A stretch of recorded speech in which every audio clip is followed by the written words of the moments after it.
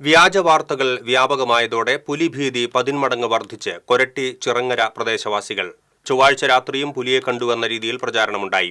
വഴിച്ചാൽപ്പാടത്തെ തോട്ടിൽ മത്സ്യം പിടിക്കാൻ പോയ ഒരാളാണ് പുലിയെ കണ്ടുവെന്ന് പറഞ്ഞ് ഭയന്നോടിയത്. തുടർന്ന് നാട്ടുകാർ സംഘടിച്ചെത്തി പരിശോധിച്ചെങ്കിലും പുലിയെ കണ്ടെത്താനായില്ല. പിന്നീട് ഈ വാർത്തയിൽ കഴമ്പില്ല എന്ന് വ്യക്തമായി.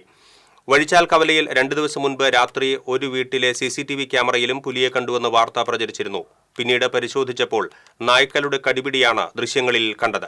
വന്യമൃഗങ്ങളുടെ പേരിൽ വ്യാജ പ്രചരണം ഉണ്ടാക്കുന്നവർക്കെതിരെ ഉചിതമായ നടപടി സ്വീകരിക്കണമെന്ന് വാഴച്ചാൽ DFO കൊരട്ടി പോലീസിനോട് ആവശ്യപ്പെട്ടിട്ടുണ്ട്. ഇതിനിടെ ഇന്ന് വൈകിട്ട് മംഗലശ്ശേരി വഴിച്ചാൽ പ്രദേശങ്ങളിൽ വനംവകുപ്പ് ഡ്രോൺ പറത്തി പരിശോധന നടത്തും.